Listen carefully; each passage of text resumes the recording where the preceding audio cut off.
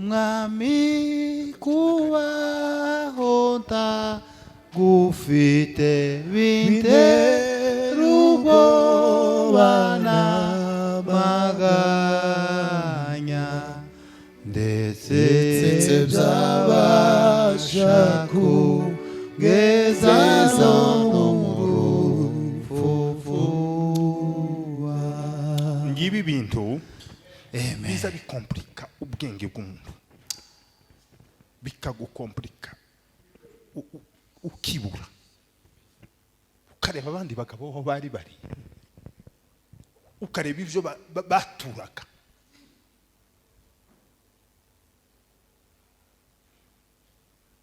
None ibyo ngibyo bishize umuntu ni gute yo kwishima? Wumve urwego bari baragezeho au-delà ya circonstance, hejuru y'ibibazo biremereye bisa gutyo, ariko aravuga ngo nta kabuza malgré ça ibyishimo byanje nzakomeza nishimira Uwiteka Imana y'agakiza kanje. Ibyo bigomba kuzaza biva mu bitekerezo byacu. Mu nyigisho tuherutse kwiga ejo bundi muri Grèce baratubwiye ngo hakenewe umuntu umwe, kandi uwo muntu umwe ashobora guhindura amahanga. Siko kuri?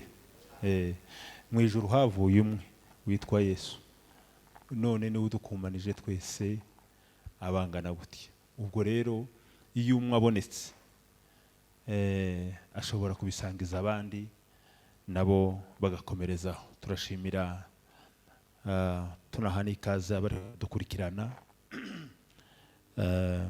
kuri media, nabo tubahaye ikaze dufatanye kumva no gusangira ijambo ry'Imana. Bane baheze umugisha. Rero reka tuze kuja mu ijambo ry'Imana, sinza kubatinza cyane, ariko kandi simbabwira ngo ndashabagura nkaho twaje mu materaniro. Uko cyatumye tuva mu rugo tukaza ni iki cyatuzanye. Amen. Twari tuzi ko tuhura n'abantu benshi, cyabura abantu bataba benshi. Icyatuzanye gusa no kuza guterana, nubwo hari kuba indarazimwe, ni nicyo cyatuzanye nta kindi. Hari umugabo umwe wavuze ngo ikintu kimwe ngo yihanye, ndagira ngo ni mwene wabo na Reverend Shadrach, yaravuze ngo hari cyangwa toba kitekerezwaho ngo ni cyaha cyo gucena. Ibintu byo gucena nk'abiriya mushumba yaratubwiye hariya, nimba ari wahareba nyine kuri WhatsApp, uwo ngo wabivuze. Noneho haravuga ati abantu baracyaba mu rwego rwo gucena, birye bakubwira baguheza ibiryo,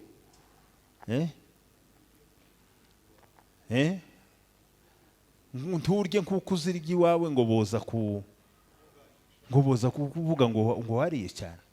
Aravuga ngo bene icyo cyaha ntibazakimubonaho. Nimba ngiye gufungura. Amen. Natwe rero amateraniro ntabwo ducena, turarya iby'Imana yateguye. Ibyo ngibyo ntibyabaho. Nimba Imana yateguye yuko tugomba kuba hano, ifite n'impamvu yatumye bitegura. Reka dusome Abitesalonike ba mbere igice ni cya 5 umurongo wa 16. 5:16. Abitesalonike ba mbere ugeze ku 18.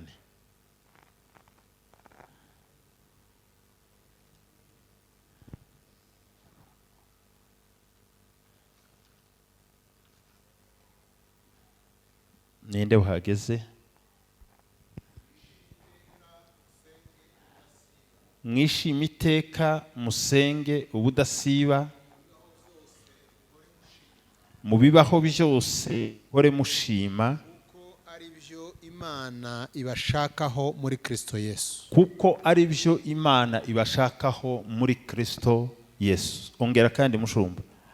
Mwishime iteka musenge ubudasiba, mu bibaho byose muhore mushima kuko ari byo Imana ibashakaho muri Kristo Yesu. Amen. Amen. Nanjye ndaza gusoma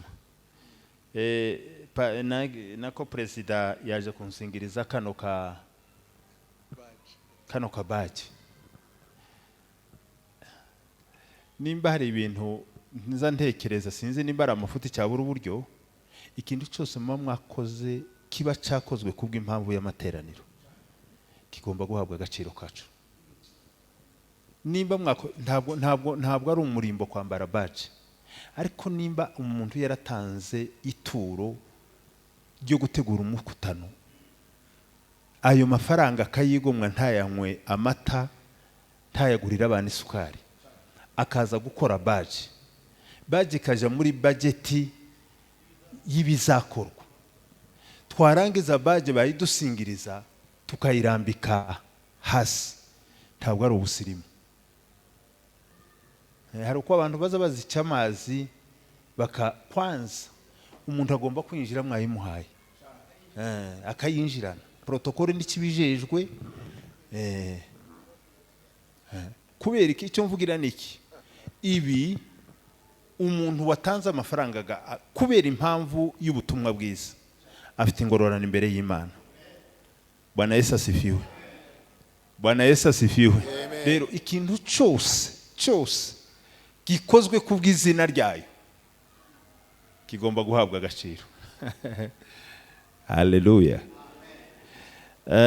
Reka nanje nsome Abatesalonike ba mbere igice ni cya 5 umurongo wa 16. Ni ijambo ry'Imana mfite.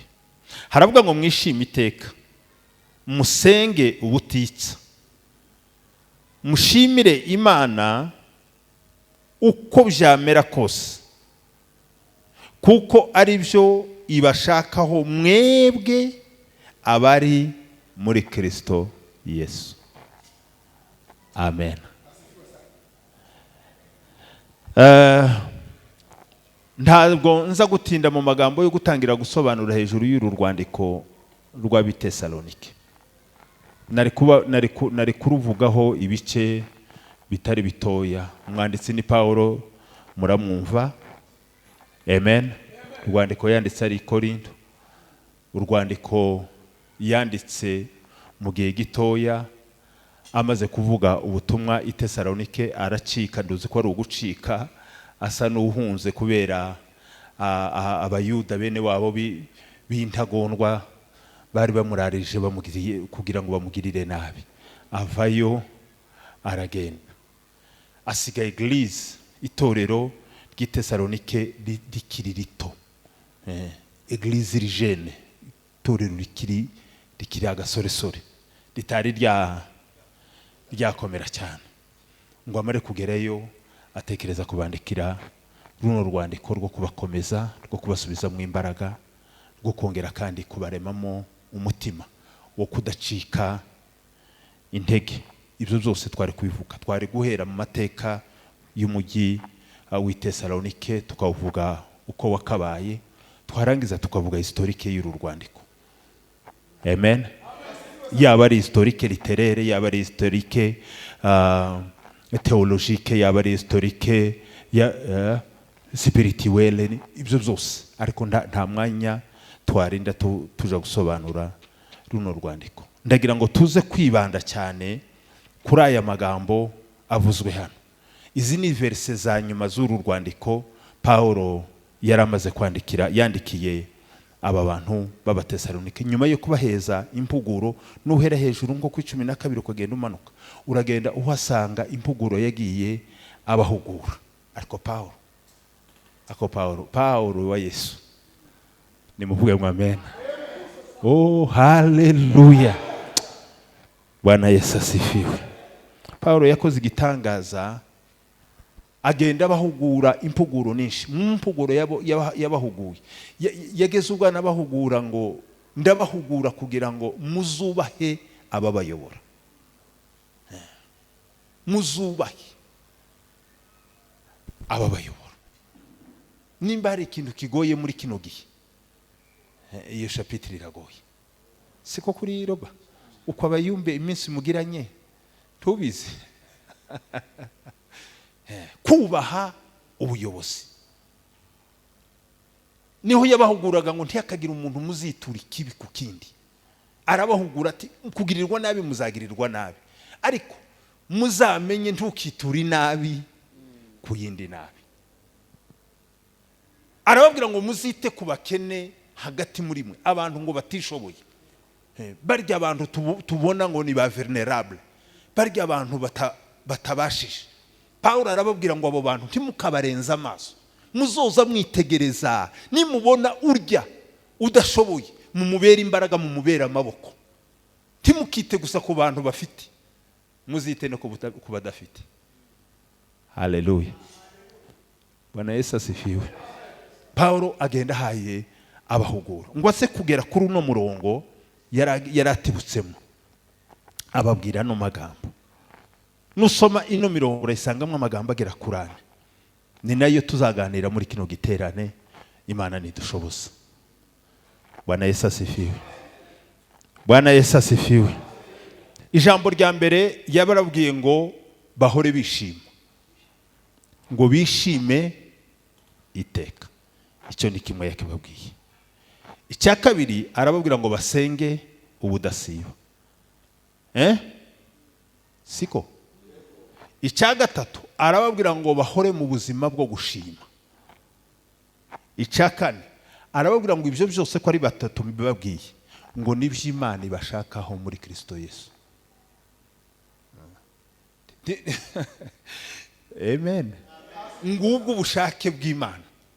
Ubushake bw'Imana nuko mwishima iteka. Ubushake bw'Imana nuko musenga budasiba. Ubushake bw'Imana nuko muba mu buzima bwo gushima. Ngico icyo Imana ibashakaho mwebwe abari muri Kristo Yesu. Amen. Haleluya. Rero reka tuze kuganira, tubambwira ngo tuzaganire kuri iki kintu. Nagihaye umutwe uvuga ngo kuba hejuru y'ibihe urimo unyuramo, cyabura y'inzitizi ufite ukazigendera hejuru. Nayise au-delà des circonstances. Kuba au-delà y'inzitizi izo arizo zose ushobora gukura nazo mu rugendo. Kuko ubuzima tubayemo, habe na Paulo ariko yandikira abo bite Salonike, ntabwo yigeze ababwira yuko kuba mu buzima bwa Gikristo ari ubuzima bubajana kure y'ibyo byashobora kubarera, y'ibyashobora kubababaza, y'ibyashobora kubagora. Ntabwo yigeze abaprometa, ntabwo yigeze abasezeranya ubuzima bworoshe mu bukristo. Abantu benshi baza batekereza ngo kuba umukristo ngo ni ukugira ngo umuntu yoroherwe. Paulo yarababwiye ati ntabwo nze kubabwira ngo kuba yuko mwabaye abakristo ngo bizatuma imibabaro yanyu, gutotezwa kwanyu, gusuzugurwa kwanyu bigira gute, bigabanuka. Oya, ahubwo ni ukuba umukristo no muri ibyo bihe bisa gutyo ugakomeza ukaba umukristo. Sinzi akaririmbo tuba turirimba kavuga ngo nzako meza nkwizere kuko wagiye kuri WhatsApp pa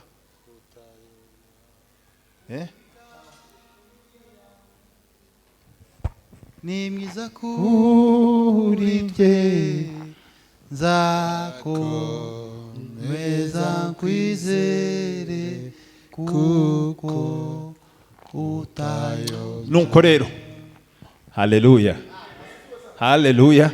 Amen. Hari abantu batekereza yuko tugomba kunezerwa cyabura kuba mu bukristo, yuko ubukristo tububonyemo ibihe byaba byiza ubukristo bugacamuka, ibihe byagora ubukristo bugasa n'ubugiye hasi. Ntabwo ari byo.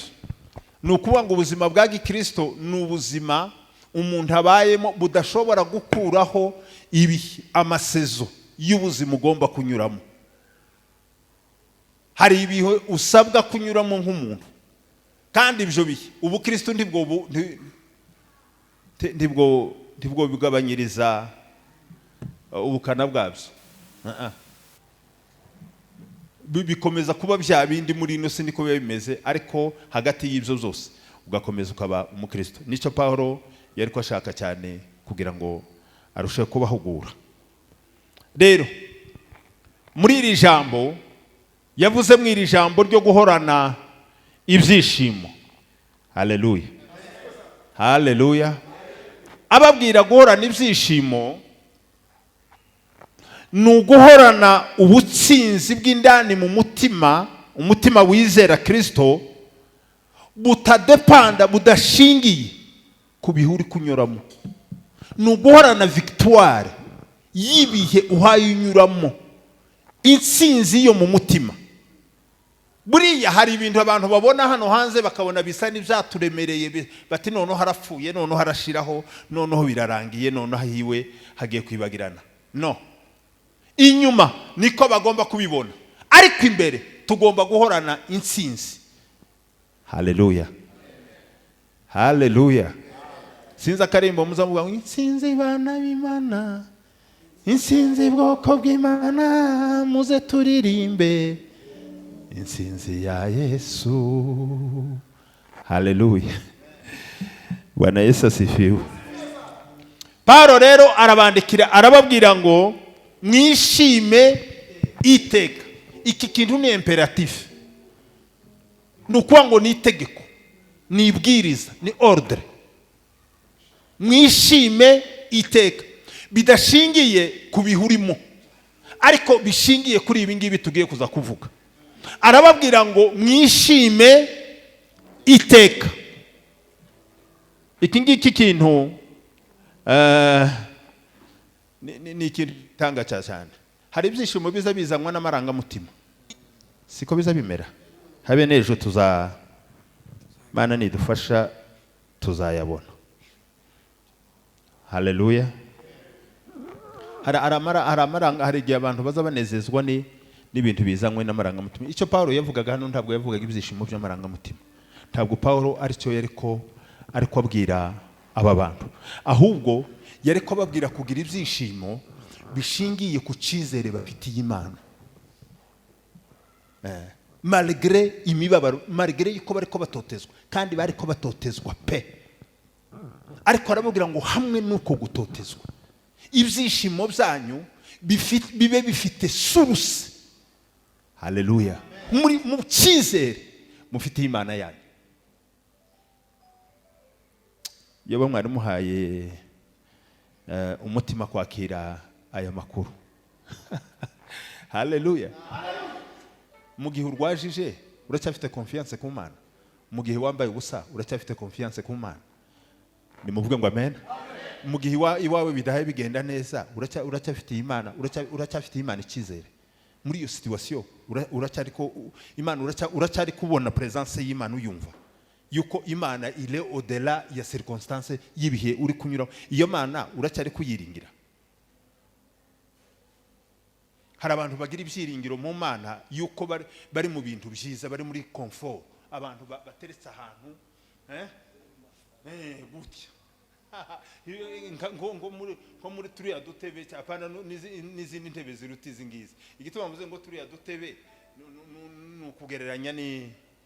nukugereranya n'ibyishimo byo muri uri mu gatebe kariko kazungu kasheze rulante kariko kagenda nkaguti, ukaza werekeraho ushaka ukerekeraho ushaka, warangiza ukavuga ngo umerewe neza.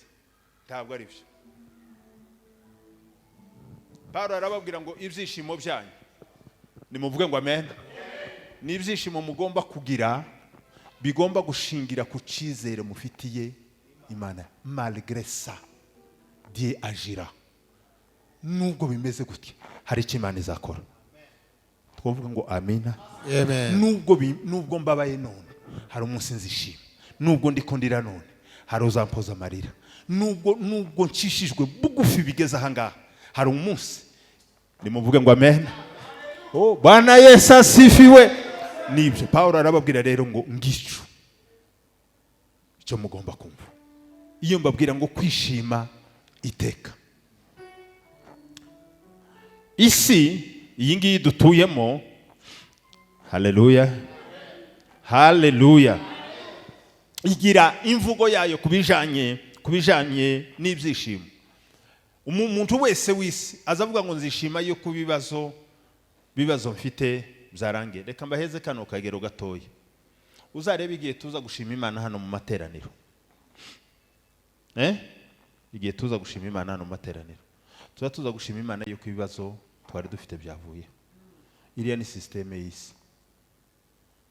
Simvuze gusa ko bitokorwa, ariko igihe cyo gushima Imana no gushima Imana muri situation bizarre, ibintu byakomeye.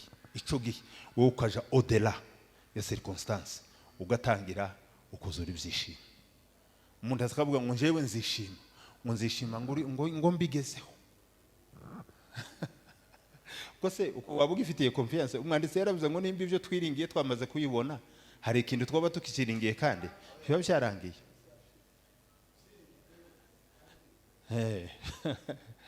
Haleluya, haleluya.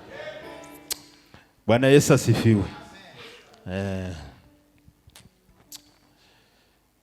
Ariko abantu bose bizera Imana iteka ryose baza bavuga ngo ndishima ngo kuko Uwiteka ari kumwe nanje iteka ryose. Umuntu azabona yuko Uwiteka ari kumwe nawe mu bibazo byiwe, ukaza wishima yuko ibyo bibazo ubwo butayu hanyuramo atari wewe wenyine urimo, ahubwo uko wawe bugendamo akaba ari kuzubona ko murabugendanamo nayo, kandi ukamenya yuko iyo muri kumwe nayo humura. Il est le maître du désert, niwe mutware w'ubutayu. Ariko ni sawa. Ese iki giterane koma sava, nimuvuge ngo amen. Ahubwo wazugenda mu butayu ukavuga uti okay, ndi mu butayu, ndi murimo, ubwo mburimo ndi kumwe na nyirawo. Nuko ngo none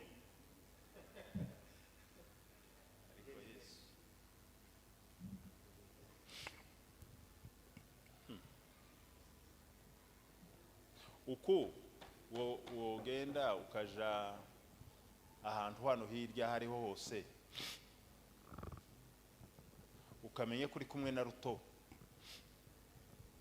Ruto akakubwira ngo tujane, yarangiza akakujana iriya muri buriya butayu bwa hari iriya haba inkambi za Gakuma za Samburu, mukagenda muri iriya zuba muri kumwe nawe. Worugira inquiétude ukavuga ngo turabura ikintu kiza kudutabara muri buno butayu. Kubera iki? Turabura amazi hano. Nubwo nta mazi ahari, ariko iyo amazi ashobora kuyavoma kuri akaza kabasanga, kuko afite iki? None ni gute twiringira abo bantu tukabumva, tukananirwa kumva Imana ibana natwe mu bihe tuba tunyuramo, ngo tumenye yuko yoza n'ibintu ibikuye kure yaha amaso yacu areba. Niyo zabana natwe munaniza tugendere birashoboka. Reka mbabwire no magambo agera kuri 3 tuze gusoza. Haleluya, amen. Turebe isoko y'ibyishimo byacu niyi. Kuki twishima? Iyi soko y'ibyishimo byacu ivaye.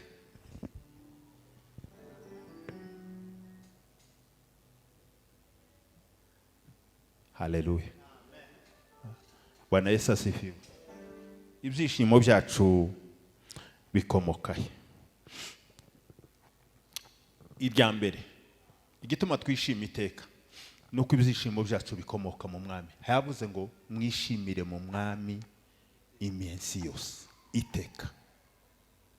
Nuko ibyishimo byacu atari ibyishimo bikomoka mu miryango yacu, si ibyishimo bikomoka mu mashuri, si ibyishimo bikomoka mu butunzi, si ibyishimo bikomoka mu miryango, ahubwo nuko ibyishimo byacu bikomoka mu Mwami. Ndaza kubibabwira.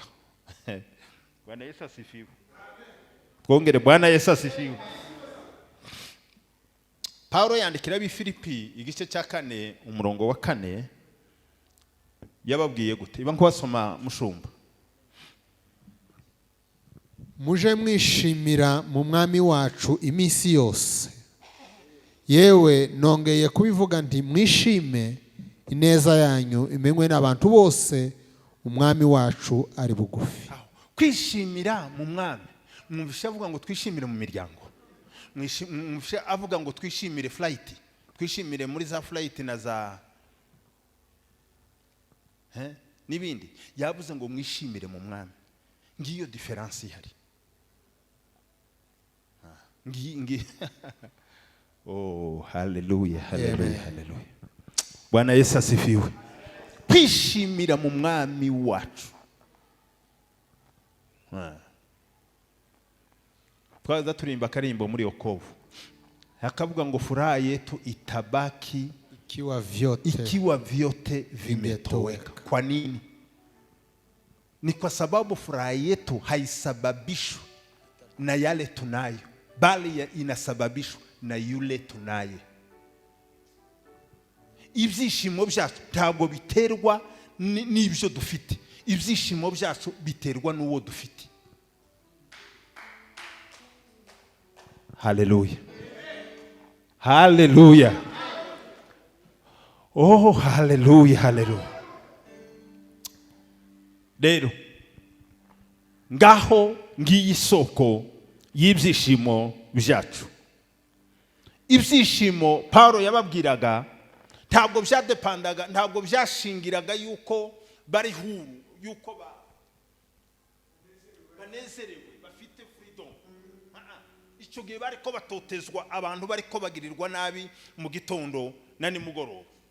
Ntabwo ibyo byishimo byabo yari ko babwira ngo bishingire kuri ibyo. Icya kabiri, ntabwo yababwira ngo bishime kuko hari ibintu bafite.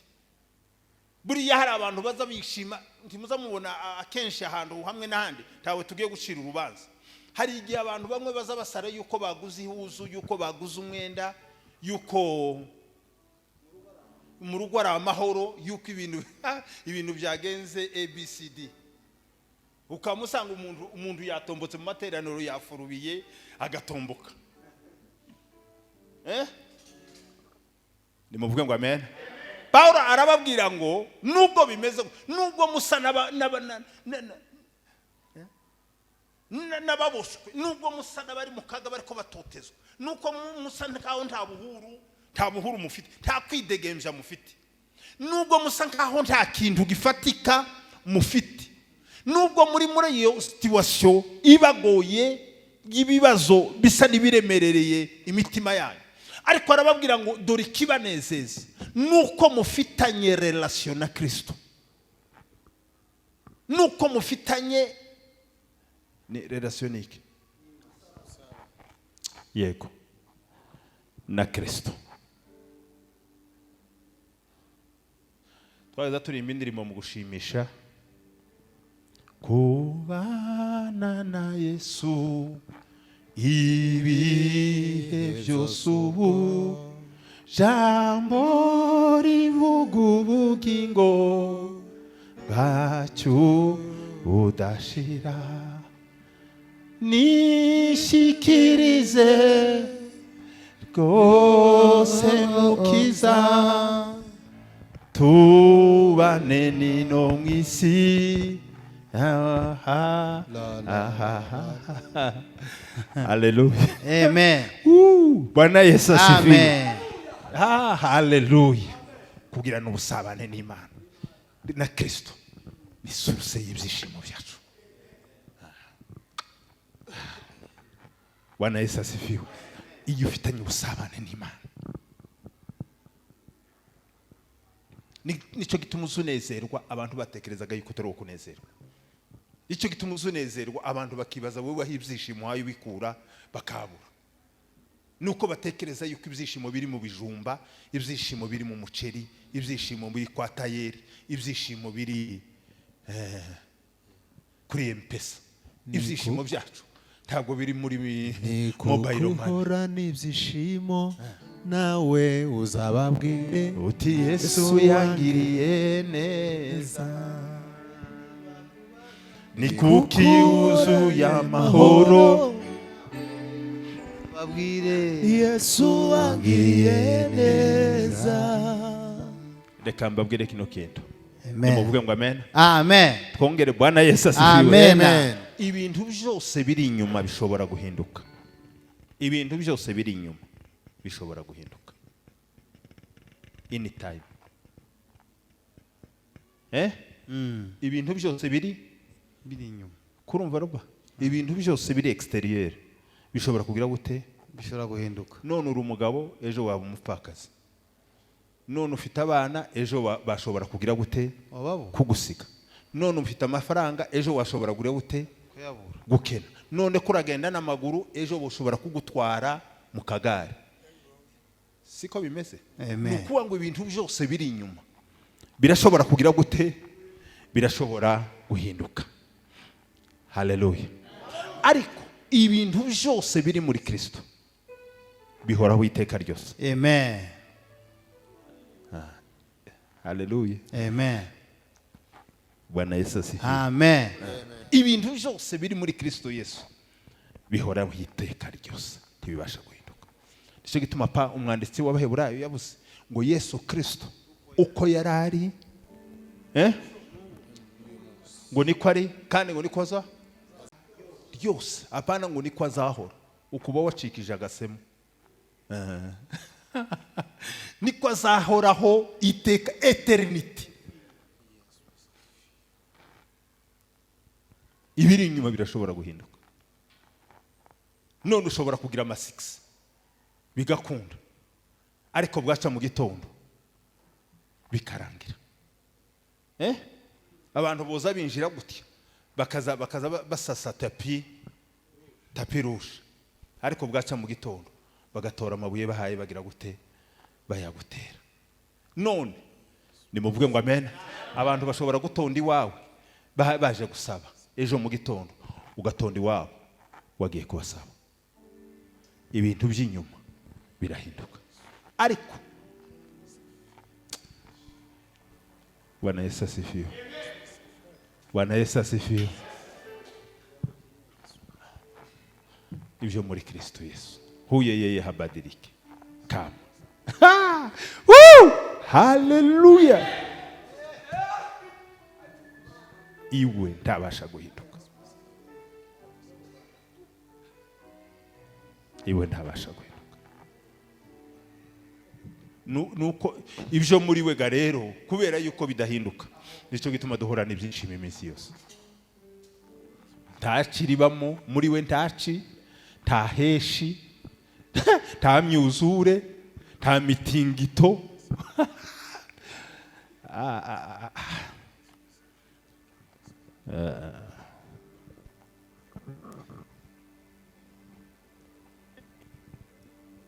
Nahuye n'umugenga w'ibihe, Yesu utabura uko abigenza, avuga rimwe byose biremera, none igikombe canje kirasesekaye. Nahuye n'umugenga w'ibihe, Yesu utabura uko abigenza, avuga rimwe byose biremera, none igikombe canje kirasesekaye.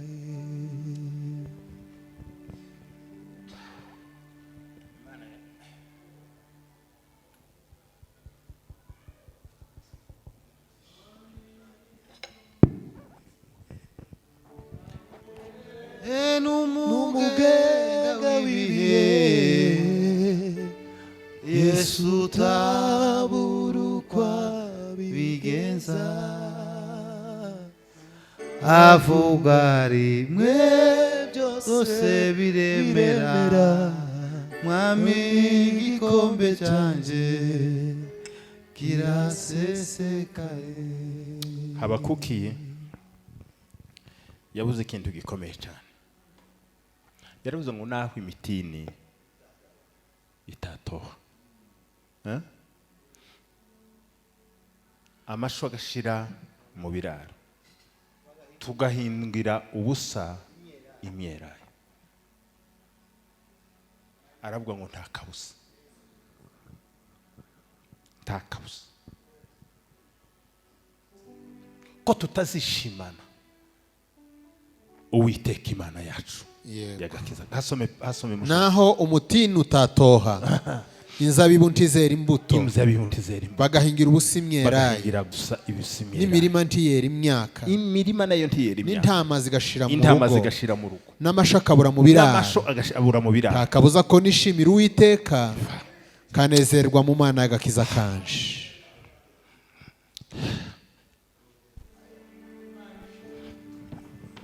Mwami kubaho ntagufite bintera ubwoba n'amaganya, ndetse byabasha kugeza no mu rupfu. Ngibi bintu biza bikomplika ubwenge bw'umuntu, bikagukomplika ukibura, ukareba abandi bagabo aho bari, ukareba ibyo baturaga.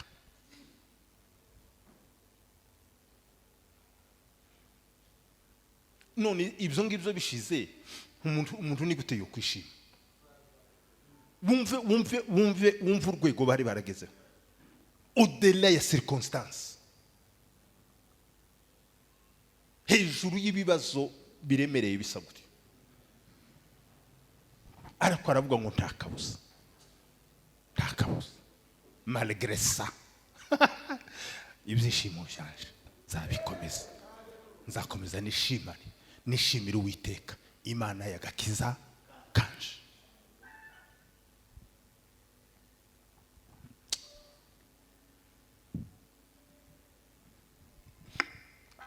Abagabo bararutana bacu.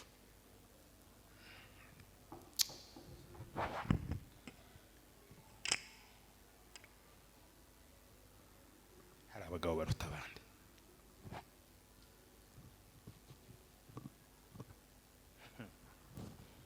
Naho twebwe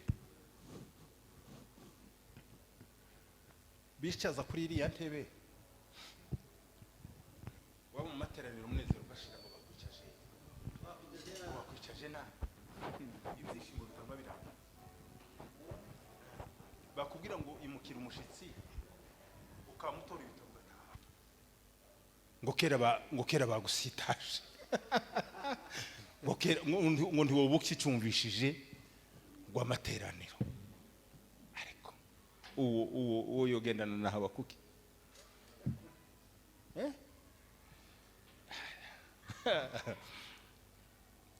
Bwana Yesu asifiwe sana. Twongere Bwana Yesu asifiwe. Ngo ntibakwiyegereje bakuvuze mu izina,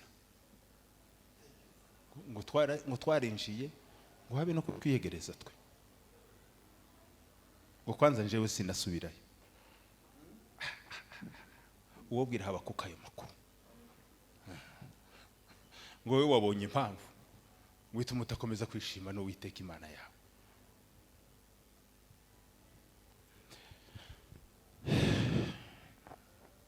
Bwana Yesu asifiwe sana. Amen. Twari tubuze ngo igituma ibyishimo byacu, source y'ibyishimo byacu nuko ari mu Mwami. Reka nkomeze ntaza kubarambira. Cya kabiri kuri ibyo byishimo byacu nuko ibyishimo byacu cyabura ibyishimo biza biduheza imbaraga mu gihe cy'ibibazo, mu gihe cy'ibigeragezo. Buriya imbaraga mu kigeragezo, ko murabyumva, zituma ubasha kukirenga n'ibyishimo. Ibyishimo nibyo biza bimara agaciro, biza bipunguza ibeyi y'ibigeragezo, bikibura, kavuga ngo ese aha twatunganye huku ni ko wadahafatika ko watuburiye uburyo. abantu ko badukatuye bakaba batumarishije ibyishimo. Bwana Yesu asifiwe. Haleluya. Nizo mbaraga zizishoboza abagabo n'abagore, abakobwa n'abahungu mu gihe cy'ikigeragezo. Imbaraga zibashoboza n'ibyishimo. Nta kindi kiza gitera ibigerageza isoni n'igihe byakubonye wishimye. Kurya ntibiza bivuga, ariko yo babyavugaga byovuga ngo twahumiwe. Biba bigira isoni bikagenda bikitsa umusaya. Iyo bihaye bibona uwo biriho ahayishima. Bwana Yesu asifiwe sana. Muraza gusoma Nehemiya igice cya hasomeye mushumba igice cya 8 umurongo wa 10. Nehemiya igice cya 8 umurongo wa 10.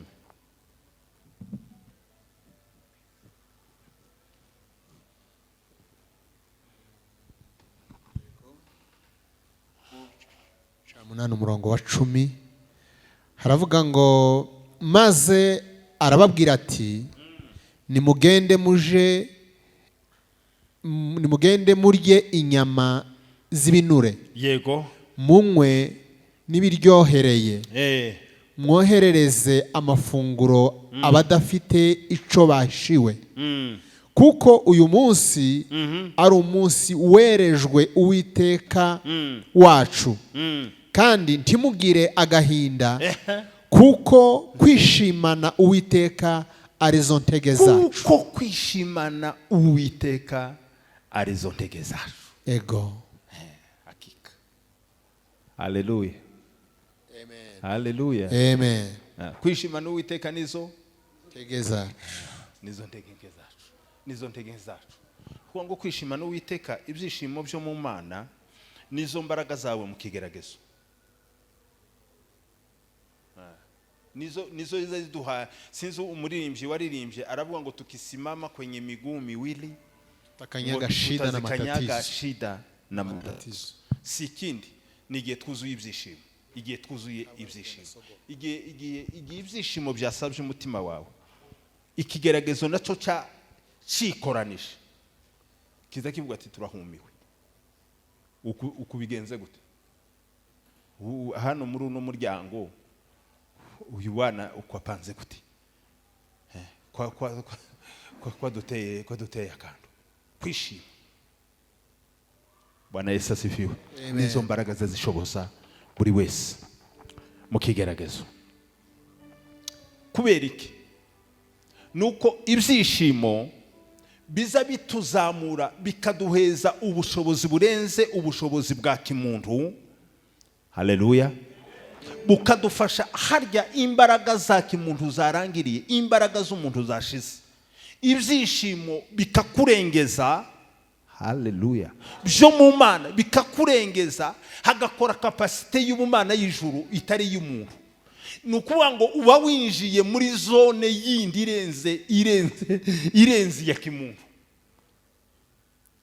Iyo wishimye, harya uyu mwanditsi avuze ngo kwishimira Uwiteka nizo ntege zacu. Iyo wishimye no mu bihe biremereye no mu bihe bikomeye, uba wazamutse sansere ikakurenza capacity z'ubushobozi bwa kimuntu, ukinjira muri capacity z'ubushobozi bw'ubumana.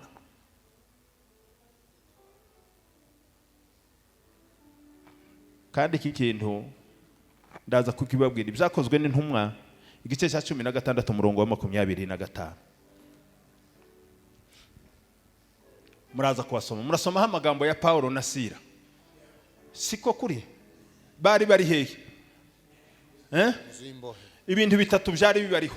Ikintu cya mbere bari mu nzu y'imbohe. Ko murankurikira? Ikintu cya kabiri bari abantu bari bakubiswe abati.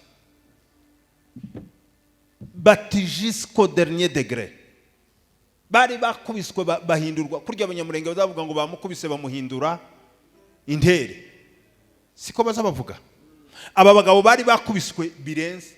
Ijambo rya gatatu bari bahambiriye. Utekereze kuba muri prison ukayibamo wakubiswe, warangiza ukayibamo ugize gute uhambiriye. aho hantu umuntu yohishimira aho hantu umuntu yohishimira oya ni munsubize niba mwebwe mwo bishobora papa wewe bishobora bagushize muri prison bagukubise no muri prison bagize gute baguhambiriye ibyishimo byova garura ibitekerezo mu bantu kurabona ibyo bintu byo kunda tibyo kunda Bibiliya iravuga ngo ariko ngo habaye mu gicuku ngo Paulo na Sila bagira gute bararirimba barasenga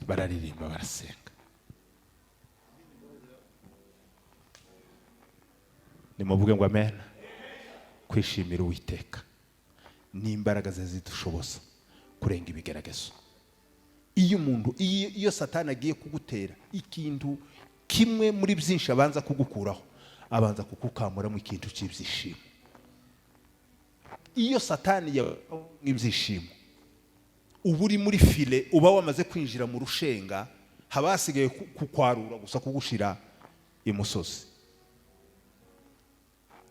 amen ariko aba bagabo bararirimba ngo barangize barasenga bakiririmba bariko basenga iyo bavuga ngo gusenga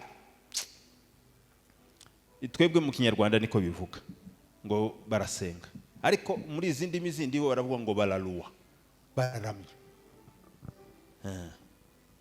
baramya Uwiteka batitaye ku bibazo byishimo ngo bibazamukane ntibaba bagihaye bumva yaminyururu nuko ngo bahabwa imbaraga zo kurenga ikibazo bari barimo nimuvuge ngo amen bageze ubwo batangira kuririmba bararimba bonyine bageze ubwo bazamuka izindi mboye zirabumva barenga situation yo kuba prisonnier barenga situation yo gukubitwa barenga situation yo kuba baboshe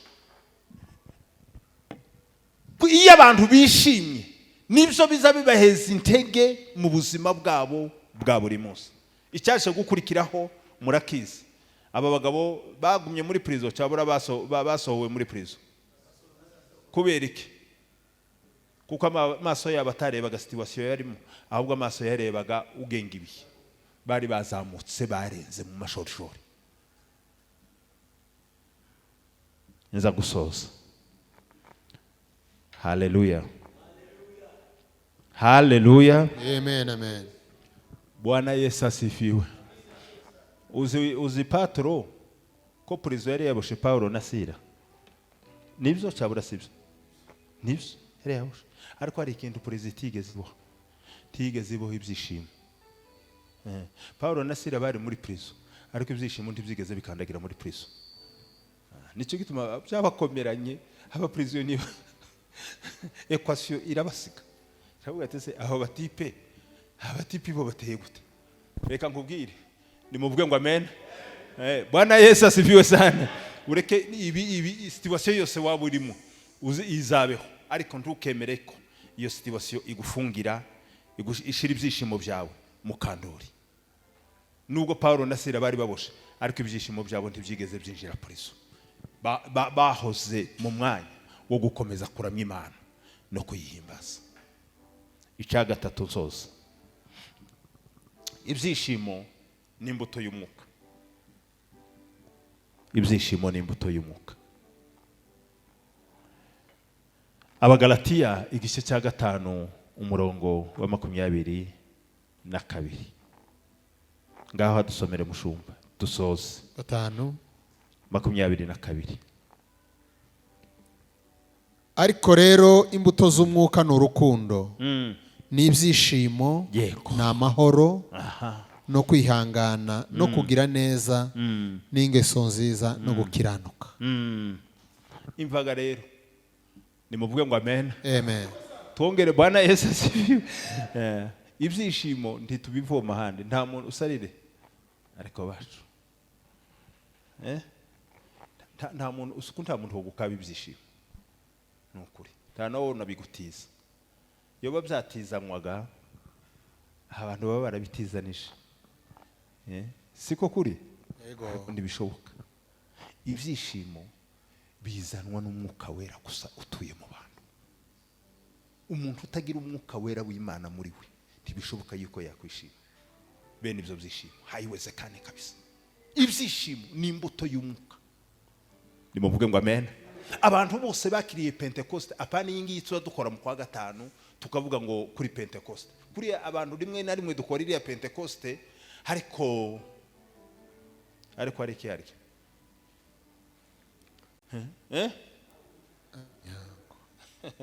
Twizihiza iriya minsi yavuzwe ariko tukananirwa kwizihiza Pentecost turimo. Kuko kenshi iriya minsi abantu barayizihiza ariko bakizihiza ikitabarimo. Ese mvuze gutuko? Twizihiza iminsi ariko ntitwizihiza icyakozwe muri twe. Nimuvuge ngo amen. Twongere Bwana Yesu asifiwe. Ntibashobora kuba mu buzima bwishima nimba Pentecost umwuka wera atari muri wowe. Mwuka wera ni uzuzara ibyishimo muri twe. Patro yabitubwiye hariya. Atubwiye ati nageze mu rugo namankomeza ndatarama. Sinzi akarimbo muzame baratarama. Sindakubaza bo. Wibuka Imana yabakuye bashime Imana.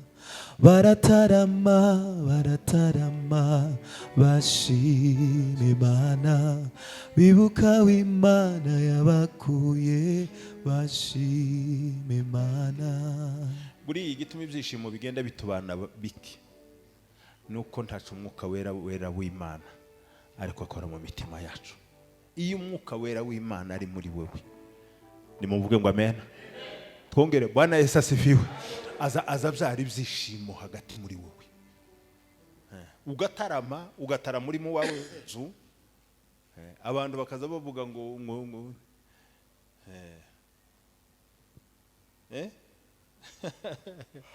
ariko ndatangaye. Ninde waguye ku gitaramo cyashize?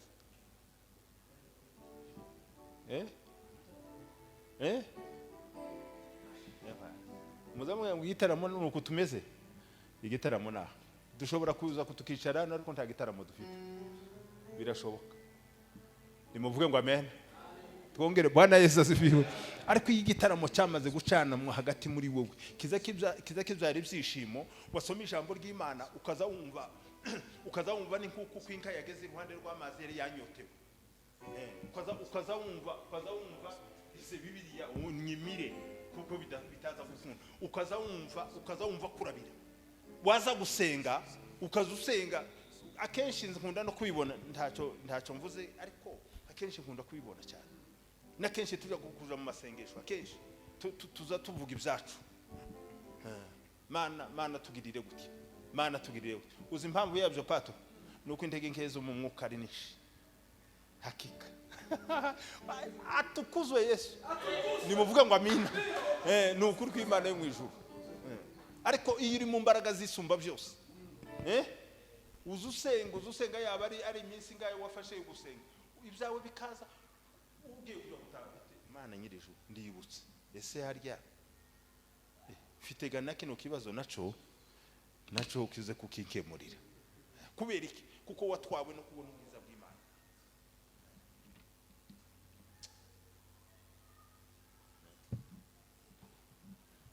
Bwana Yesu asifiwe. Bwana Yesu asifiwe. Twongere Bwana Yesu asifiwe. Amen.